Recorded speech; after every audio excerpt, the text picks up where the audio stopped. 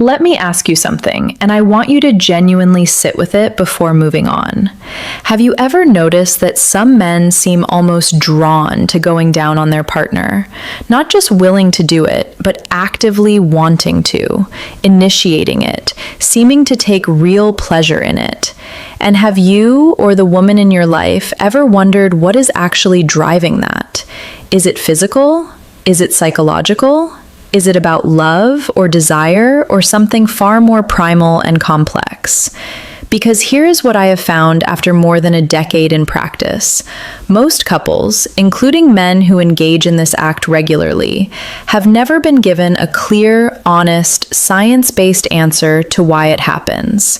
And without that answer, it creates confusion, it creates insecurity, and sometimes it creates distance in what could be one of the most genuinely intimate moments two people share. Today, that changes. I'm Dr. Julia Rhodes, a men's sex therapist with over a decade of experience working with different couples and helping men regain their sexual health and strength. Let us begin. First, let us normalize this conversation entirely. Oral sex, specifically cunnilingus, which is the clinical term for oral stimulation of the female genitalia, is one of the most common sexual practices among adult couples worldwide, including couples in their 60s, 70s, and beyond. Studies from institutions including the Kinsey Institute and the Journal of Sexual Medicine consistently show that the majority of sexually active couples engage in this practice regularly across all age groups. We are talking about something that is biologically normal, psychologically meaningful, and physiologically essential for female pleasure. And that does not become less true or less relevant simply because the people involved are older. And yet many women feel confused by it, uncertain, self-conscious. Some wonder whether their partner is doing it out of obligation, out of a sense that he should, rather than a genuine desire to do so. Some women, at every age, but particularly those whose relationship with their own bodies has been complicated by decades of cultural messaging about what older bodies are or are not supposed to be, pull away from this form of intimacy entirely. Because of insecurity about how they smell, how they look, how they taste, whether their partner truly enjoys it. Whether their body, at this age, is something that could still inspire genuine desire. And that breaks my heart, both as a therapist and as a woman, because the truth is so much more beautiful and so much more empowering than the stories we tell ourselves. So let us start from the beginning with the biology and build from there. But before we get into the research, I want to take a moment to share something with you. Because this video is one piece of a much larger picture, and I've put something together that I think you're going to want to know about. Over the past year, I've had one question come back to me from this community more than any other. Dr. Rhodes, is there something that pulls all of this together? The performance piece, the technique piece, the confidence piece, the connection piece. Is there one place I can go that guides me through all of it? Not just teaches me, but actually walks me through it, step by step, from beginning to end. The answer is yes. I put something together for you, a complete program built specifically for men over 60 that pieces the entire puzzle of men's sexual health together in one place. From fixing erection and performance issues to the specific techniques that make a man truly exceptional in the bedroom after 60, to how to bring your partner to the same level of desire as you so that intimacy becomes something you share fully, not something you navigate alone. It is not a collection of tips. It is not a list of exercises. It is a guided journey from beginning to end, built around the clinical understanding that real sexual confidence comes from having every piece of the picture, not just one. I made a dedicated video about the program, walking you through exactly what's inside and why I built it the way I did. That video is pinned in the comment section right now, and it's also linked in the video description below. If today's video resonates with you, and I believe it will, I want you to go watch that video after this one, because what we're discussing today is one piece of a puzzle that, when fully assembled, changes everything. Go check it out. The link is right there waiting for you. What is happening in his brain? Here is something that most people, including most men, do not fully realize about themselves. The human brain is wired for giving pleasure just as powerfully as it is wired for receiving it. When a man engages in oral intimacy with his partner, something remarkable happens at the neurochemical level. His brain releases a cascade of feel-good neurochemicals, dopamine, oxytocin, and a mild but meaningful surge of testosterone. Let us take each of these in turn because they matter. Dopamine is your brain's primary reward chemical. It is the same neurochemical released when you eat something extraordinary, when you achieve a difficult goal, when you feel genuine pride in something you have done. And for many men, giving their partner pleasure is a dopamine-producing experience in exactly the same way. This is not sentiment or metaphor. A 2017 study published in the Archives of Sexual Behavior found that men who frequently prioritize their partner's sexual satisfaction reported significantly higher levels of relationship satisfaction themselves. The act of giving pleasure was directly correlated with their own felt sense of fulfillment. His brain is being rewarded, measurably and consistently, every time he is the reason she is experiencing pleasure. Then there's oxytocin, the bonding hormone, the chemical that deepens emotional attachment and creates the felt experience of trust, safety, and closeness. When a man is in intimate physical proximity with his partner, especially during an act as close and vulnerable as oral intimacy, oxytocin levels surge in both partners simultaneously. This is the chemistry of connection, and for men over 60, men who have often shared decades of life with their partner, who carry within them a depth of emotional history that younger couples simply do not have, this oxytocin surge is felt not just as a biological response, but as an intensification of something already deep. The third piece is testosterone. Male testosterone is associated with dominance and assertiveness, yes, but it is also deeply connected to the desire to possess in the most intimate sense, to explore, to be as close as possible to someone who is genuinely desired. Oral intimacy, in this context, is an expression of something primal, the desire to know and be close to every part of the person he loves. Before you ever wonder again whether your partner is doing this purely for your benefit, understand what the neuroscience is telling you. At a chemical level, he is rewarded by doing it. His brain is designed to find it pleasurable. It is not sacrifice, it is desire in one of its most direct expressions. Now let us go deeper into the psychology, because biology tells only part of the story. The first psychological driver: he feels powerful when he gives you pleasure. I know that can sound surprising, so let me explain it carefully. For many men, and particularly for men over 60, whose relationship with their own sexual confidence has evolved significantly from what it was in younger years, the ability to bring genuine pleasure to their partner is one of the most powerful affirmations available to them. When a man sees, hears, and physically senses that his partner is experiencing pleasure because of him, because of what he is doing, his attention, his skill, it activates a very deep psychological reward system. Psychologists call this erotic generosity, and it is a genuine psychological trait found consistently in securely attached, emotionally mature partners. Men who embody erotic generosity do not think primarily about their own orgasm. They derive enormous satisfaction from their partner's response, and oral intimacy is one of the most direct, unfiltered, unmediated ways to witness that response. There are no barriers, no distance, just him and her reaction. For a man who is emotionally invested in his partner, that feedback loop is intensely powerful. For men over 60, this psychological dimension carries particular weight, because at this stage of life, many of the other sources of masculine confidence and identity, career, physical strength, the role of provider and protector, have changed or diminished.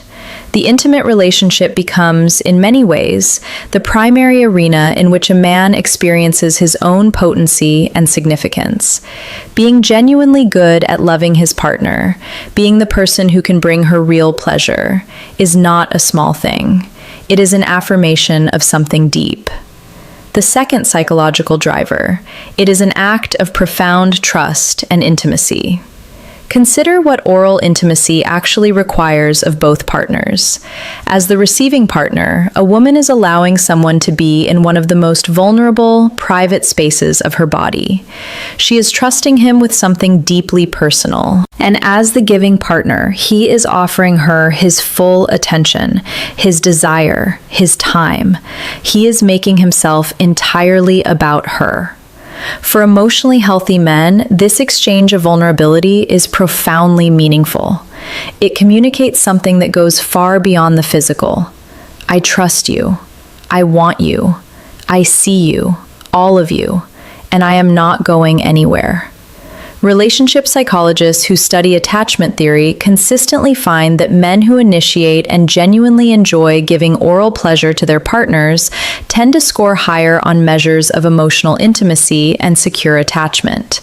In other words, a man who loves to go down on you is very often a man who loves to be close to you, not just physically, but emotionally. For couples over 60 who have weathered life together, who have built something real across decades of shared experience, this act of vulnerable intimacy carries a meaning that younger couples can barely access. It is, among other things, a declaration. After all of this, after everything, I still choose you. I still want you. I am still here. The third psychological driver, he is wired to explore you. Human sexuality is deeply tied to novelty, exploration, and the pleasure of discovery. And there is no more intimate form of exploration than the kind that oral intimacy allows. For many men, this act satisfies a deep psychological need to understand their partner, to know what makes her feel good, what makes her respond, what makes her come alive in ways that everyday life does not reach. This is especially true for naturally generous and curious lovers. They approach their partner's body as something worthy of study, of attention, of genuine reverence. For men over 60, this exploratory drive does not diminish, it matures. The curiosity becomes quieter and far more generous. A man in his 60s approaches this with focused, unhurried attention that younger men rarely manage, because he has learned that the most extraordinary pleasure is discovered rather than rushed. The fourth psychological driver, your pleasure turns him on. This one is straightforward but profound.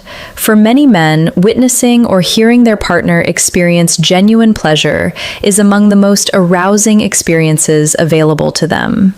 There is a psychological concept called erotic mirroring. We are aroused by our partner's arousal.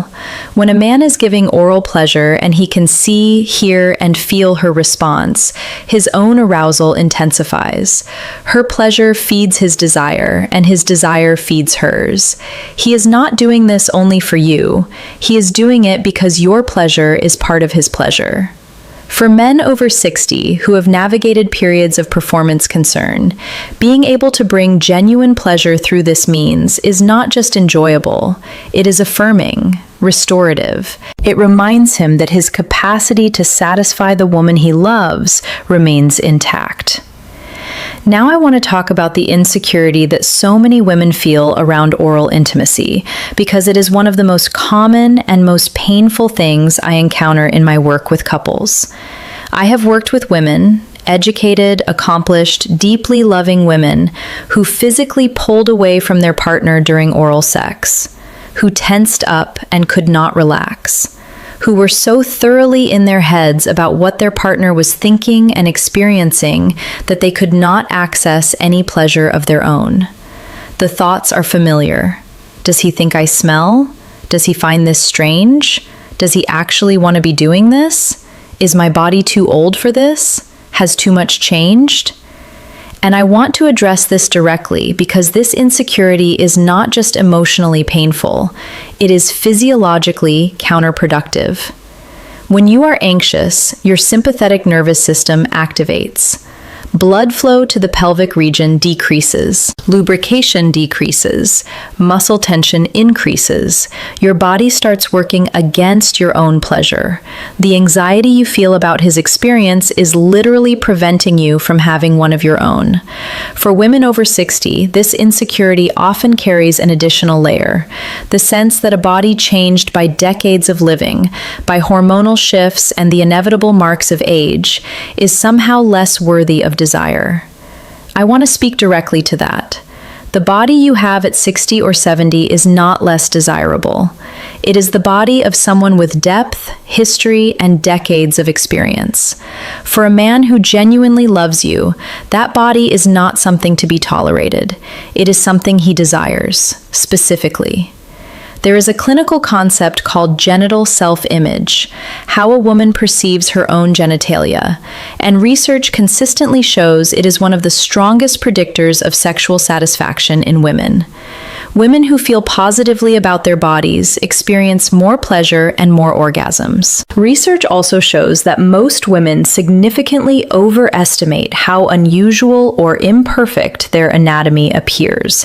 Natural variation is enormous and entirely normal. The partner who loves you is not seeing what your insecurity tells you he sees. He is seeing someone he desires and has chosen.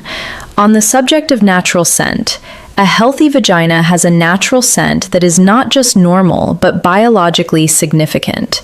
Research in evolutionary biology suggests men are biologically drawn to the natural scent of a woman they are attracted to. It triggers arousal and signals health. A strong, unpleasant odor is worth discussing with your doctor, but your natural, healthy scent is part of your biology. Stop going to war with your own body. It is doing exactly what it was designed to do. Now, I want to address something medically important: the relationship between oral intimacy and female orgasm, because the numbers here are significant and every woman deserves to know them. Approximately 70 to 80% of women cannot reach orgasm from penetrative intercourse alone. This is not a dysfunction, it is anatomy. The clitoris, the primary organ of female sexual pleasure, contains approximately 8,000 nerve endings, more than any other structure in the human body, and its external portion is not directly stimulated during most forms of penetrative sex. What does directly stimulate it? Oral sex, clitoral stimulation. And this is why, for the majority of women, oral intimacy is not simply a variation or a bonus. It is the primary and most reliable pathway to orgasm.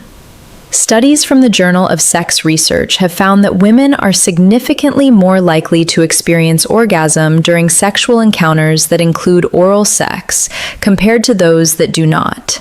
In some studies, the difference is dramatic. Women who received oral sex were twice as likely to have had an orgasm compared to women whose encounters did not include it. For women over 60, for whom the direct stimulation of the clitoris may be even more essential, given the ways hormonal changes can affect sensitivity and lubrication, this is not merely interesting information. It is practically vital. A man who understands this, who has taken the time to learn it through experience and attention and genuine care for his partner's pleasure, approaches oral intimacy not as a preamble or a generous gesture, but as something central, something that matters, something he takes pride in doing well. If your partner is such a man, I hope you can begin to receive that for what it truly is. Let me give you some specific, practical guidance for being more fully present and empowered in this form of intimacy. Practice body neutrality as a starting point. You do not need to love every part of your body in order to allow someone else to love it. Simply get out of the way. Practice saying, "My body is normal, my body is healthy, my partner desires me." Say it until it becomes a little more believable. That shift, from active self-criticism to quiet acceptance, can be the difference between tension and genuine pleasure. Use your voice. Tell your partner what feels good. Guide him gently. I love when you do that. A little slower. Right there. This does not break the intimacy. For an invested partner, it deepens it. It tells him he is on the right track and gives you permission to actually feel what is happening. For couples over 60 who know each other deeply, this open communication is one of the most beautiful dimensions of long intimacy. If your discomfort around oral intimacy is connected to physical concerns, scent, discharge, dryness, discomfort, please address them medically. These are real, common, entirely manageable conditions.